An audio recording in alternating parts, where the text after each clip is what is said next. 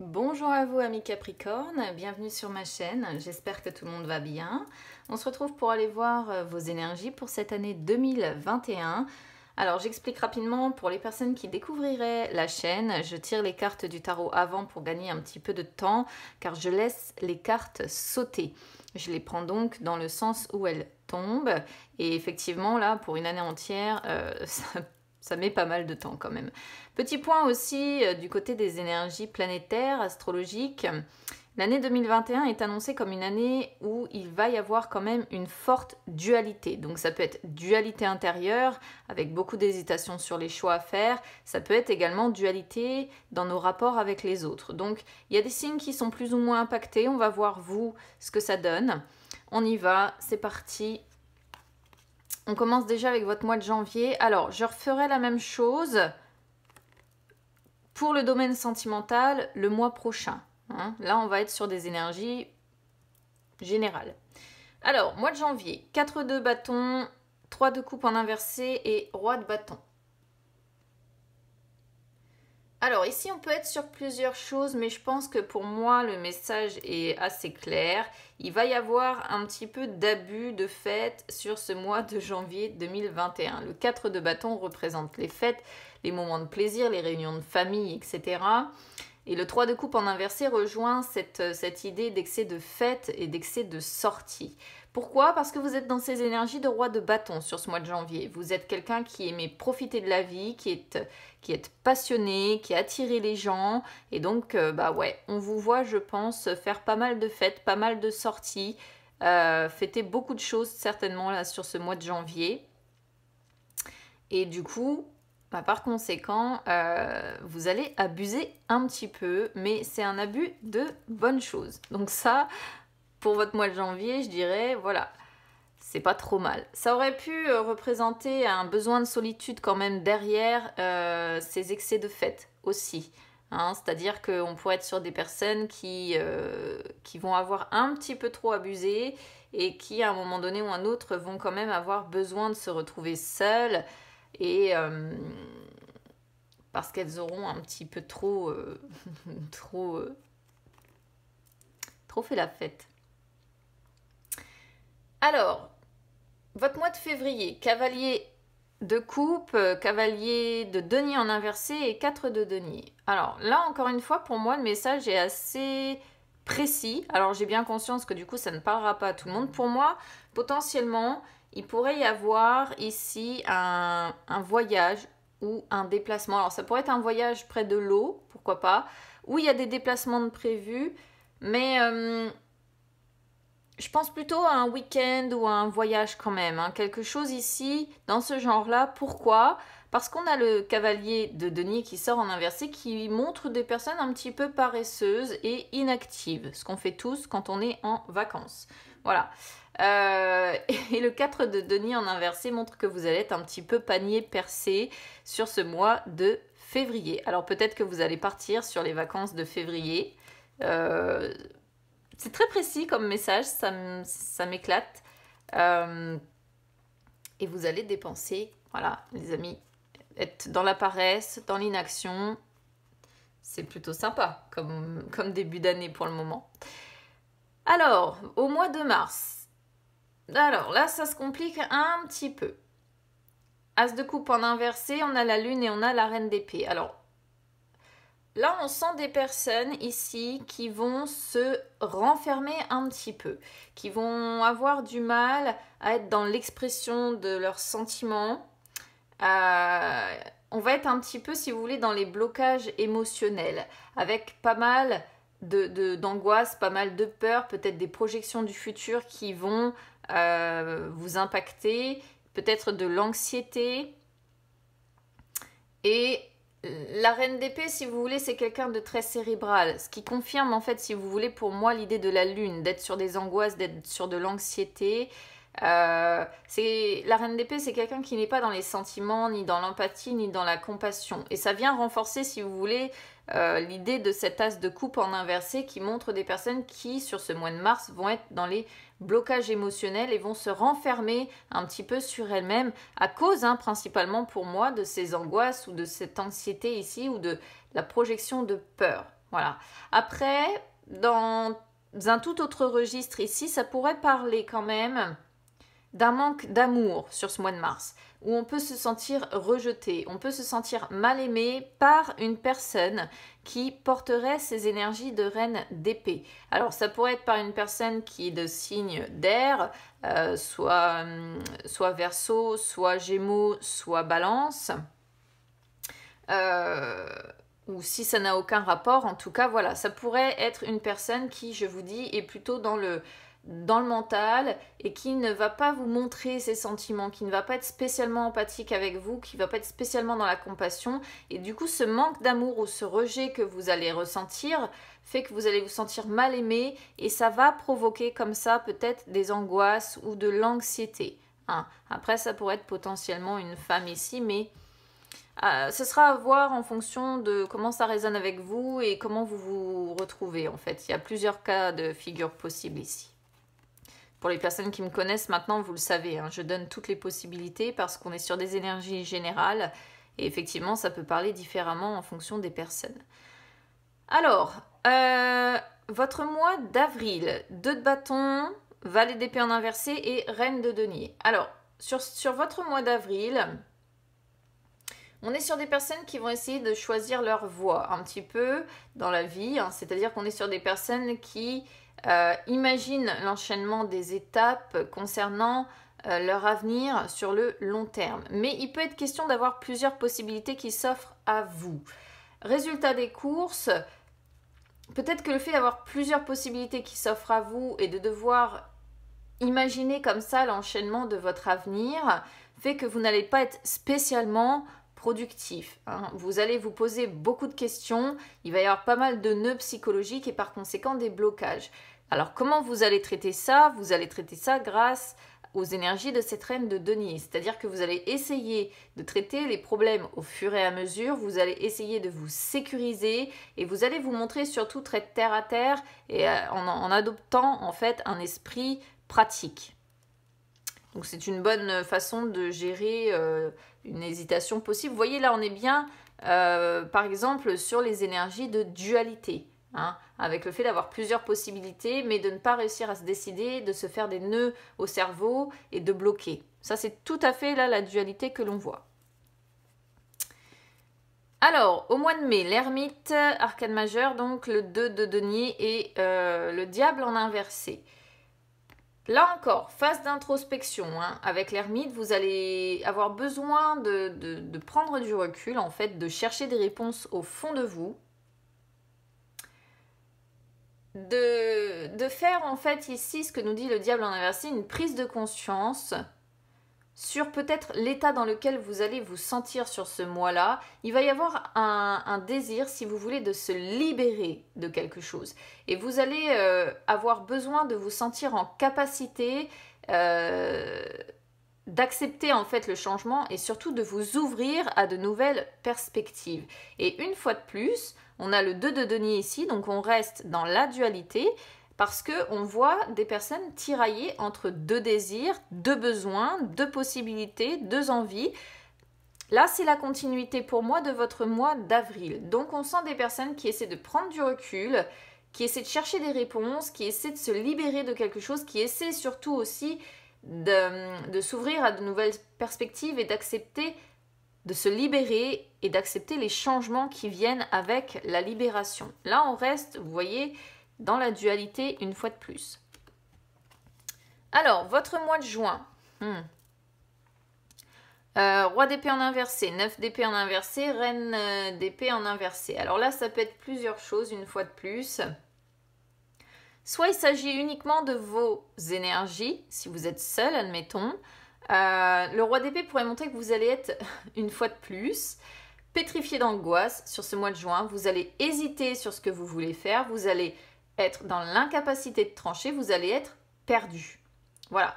Donc, une fois de plus, on est sur la prise de recul. On essaie de faire face à ses peurs. On essaie de s'apaiser. Mais la reine de coupe en inversé montre quand même une relative fatigue psychologique avec pas mal de stress. Hein. On est sur des personnes qui vont essayer de de cacher ce qu'elles ressentent, qui vont essayer de se blinder. Alors, on reste encore sur cette dualité. Là, il y a 3 mois où vous allez être fortement impacté, je pense, par les énergies planétaires et où voilà, vous allez être encore sur ce mois de juin dans cette forme de dualité. Dans un tout autre registre, ça pourrait représenter ici 2 personnes. Alors, pas nécessairement un couple, mais vous et une autre personne. Ou bien, tout simplement, les énergies d'une autre personne. Pourquoi je vous dis ça? Parce que le roi d'épée, c'est quelqu'un qui est un peu dédaigneux, qui déprime facilement les autres, qui n'hésite pas à humilier, qui n'hésite pas à faire du mal, ce qui pourrait montrer que vous allez peut-être avoir besoin de mettre fin à ces conflits et de vous éloigner de cette personne un petit peu toxique. Et auquel cas, on voit que voilà, si vous le faites, c'est parce que vous allez être psychologiquement fatigué, que c'est une situation qui vous stresse énormément et que vous allez essayer de vous blinder par rapport à cette personne. Ça pourrait aussi vouloir dire que cette personne vous fait également du chantage affectif, qu'elle est très colérique, qu'elle est très dans le contrôle, voire même limite elle vous harcèle en fait. Donc là, je vous dis, c'est pas forcément sur un couple, même si on a la reine de coupe qui peut représenter le conjoint. Mais comme on est sur des énergies générales et pas sur le sentimental, je ne peux pas affirmer qu'on est obligatoirement sur un couple. Ça peut être tout simplement une personne qui vous entoure. Votre mois de juillet, 5 de coupe, 10 de bâton et le cavalier de denier. Alors là, sur le mois de juillet, vous allez être un petit peu fermé sur le monde en fait. Pourquoi? Parce que les choses ne vont pas forcément avoir lieu comme vous le voudriez. C'est-à-dire, vous, le 10 de bâton nous dit que vous voulez toujours faire mieux, que vous voulez toujours faire plus. Mais résultat des courses, vous vous retrouvez avec trop de choses à penser, trop de choses à gérer et vous risquez un petit peu l'épuisement. Le cavalier de denier montre que vous allez avoir envie de faire bouger les choses. Vous allez avoir envie de sortir d'une certaine routine ici dans laquelle vous allez être pris. Vous allez avoir envie de nouveautés en fait. Vous allez avoir soif de nouveautés et soif de faire bouger les choses sur ce mois de juillet. C'est plutôt pas mal de finir avec un cavalier de denier derrière ça. Votre mois d'août. Alors, valet de bâton en inversé, la force, arcane majeure, suivi de la mort. Alors, pour les personnes qui me connaissent, vous le savez, je prends toujours ce que l'on appelle la combinaison lorsque j'ai 2 arcanes majeures qui se suivent comme ça. Le valet de bâton en inversé, c'est encore les indécisions, la peur de s'engager, la peur de se lancer dans quelque chose et on finit par être tellement indécis qu'on adopte une forme de pessimisme ou de négativité. Peur de s'engager ou de se lancer dans quoi? Dans un chamboulement complet de votre vie, dans un changement complet de votre vie, dans l'idée de tout casser en fait pour changer de vie. Peu importe le domaine que ça concerne, ça pourrait être personnel, ça pourrait être professionnel, ça pourrait être sentimental, mais il y a l'idée d'avoir peur de s'engager, d'avoir peur de se lancer dans ce chamboulement, dans ce changement de vie, d'avoir peur de tout casser pour changer de vie. Et du coup, à cause de ces peurs-là, de ces hésitations, de ces peurs de se lancer, effectivement, par conséquent, vous allez être un petit peu dans une forme de négativité. Parce que je pense qu'au fond, ce changement, si vous voulez, vous le désirez. Vous allez le désirer, en tout cas. Alors, septembre, la lune suivie du 9 d'épée et la papesse. Bon, ces deux-là, je pense que pour ceux qui ont l'habitude de me suivre, maintenant je ne vous les apprends plus, elles sont exactement dans les mêmes énergies. Angoisse, anxiété, le stress, la somatisation, les peurs, les tourments. Les deux parlent uniquement de ça. Voilà, surtout associés ensemble en fait. Et la papesse nous confirme cette idée d'inconscient. Parce que la papesse représente le monde des rêves et le monde de l'inconscient. Donc on pourrait être quand même sur une forte somatisation, à tel point qu'on peut être sur des personnes qui, à force de trop somatiser ici, je pense, les problèmes précédents, l'hésitation, etc., il pourrait y avoir quand même des cauchemars. Parce que la papesse représente le monde des rêves également. Et le 9 d'épée représente les cauchemars. Donc effectivement, on pourrait être sur des personnes qui vont avoir une forte tendance aussi sur ce mois de septembre à faire des cauchemars. La papesse nous dit aussi que vous allez être en fait, si vous voulez, sur ce mois de septembre, patient. Parce qu'il y a des changements en profondeur qui vont s'opérer dans votre vie. C'est peut-être aussi ici ce qui va vous angoisser. On est quand même, je trouve, pas mal sur la suite, la continuité de ce que l'on a là. Des changements en profondeur qui interviennent malgré une hésitation. Peut-être que ces changements vont avoir lieu en fait en septembre et que ce sont ces changements qui finalement vont vous provoquer aussi cette anxiété ou ce stress. C'est une possibilité ici. Alors, votre mois d'octobre, le 6 de bâton, le 7 de bâton et le 3 de denier. Alors là, on parle de complètement autre chose. Là, on va être plutôt sur la dualité entre les personnes, vous voyez. Le 6 de bâton représente le réseau relationnel et le 3 de denier peut représenter le réseau. Donc, on est sur deux cartes potentiellement qui parlent de votre réseau relationnel, de vos connaissances, etc. Et auquel cas, il pourrait quand même y avoir l'idée de conflit ou de devoir un petit peu vous défendre face à des personnes peut-être qui vont vous attaquer. Parce que le 7 de bâton montre que l'on doit se protéger d'attaques extérieures, montre que l'on doit se défendre. Donc peut-être que vous allez être, alors encore une fois, réseau relationnel, vu qu'on est sur des énergies générales, c'est large. Dans un tout autre registre, ça pourrait aussi parler d'une reconnaissance ou d'une certaine réputation, d'une forme de succès que vous avez qui ne va pas plaire à tout le monde. Pourquoi ? Parce que vous avez des compétences nécessaires pour améliorer, pour atteindre vos objectifs. Mais il y a l'idée ici d'un succès peut-être qui ne va pas plaire à des personnes qui vous entourent dans ce réseau-là. On reste malgré tout dans le réseau. Donc, à voir, mais je pense que si vous avez un succès ici qui arrive sur ce mois d'octobre, effectivement, ça ne va pas plaire à tout le monde. Ça, c'est uniquement de la jalousie. Pour moi, on pourrait traduire ça comme ça. La jalousie, enfin, quand il y a une réussite quelque part, un succès quelque part, c'est vrai qu'on peut facilement se retrouver à faire des jaloux. Alors, novembre, la tour. Si j'avais pu m'en passer, celle-là, je m'en serais passée. Le 4 de bâton et les amoureux.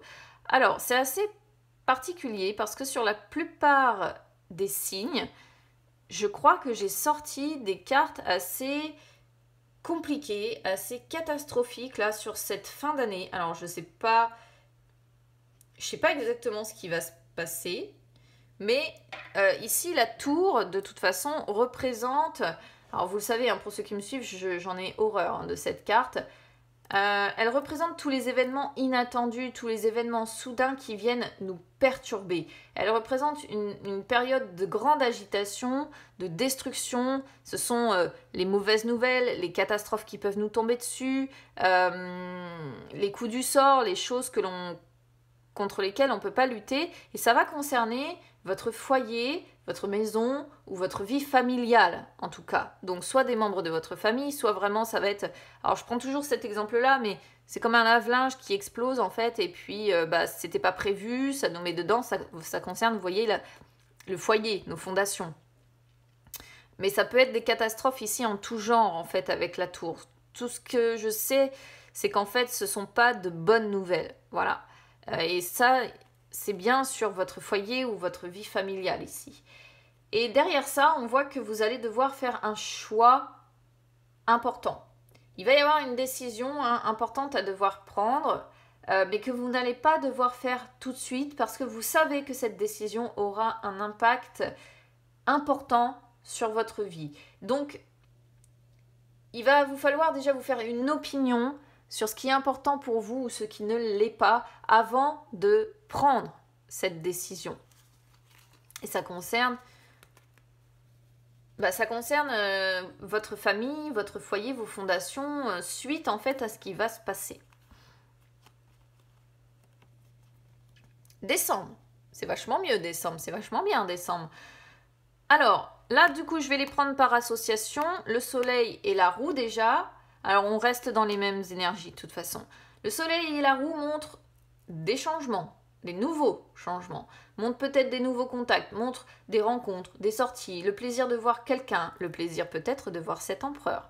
La combinaison de la roue avec l'empereur montre que vous allez être dans une forme de liberté d'action, montre une évolution positive. Et une fois de plus, on peut être sur des sorties, des rendez-vous, le fait peut-être de voir effectivement, soit c'est des rendez-vous pour voir quelqu'un, soit c'est vraiment des sorties, hein, parce qu'on reste quand même, que ce soit la combinaison soleil-roue ou roue-empereur, on reste sur l'idée de sortie. Quoi qu'il en soit, c'est un beau mois de décembre, ce sont de bonnes énergies et vous finissez très bien l'année derrière le mois de novembre qui sera pas terrible du tout et qui vous réserve je ne sais trop quoi.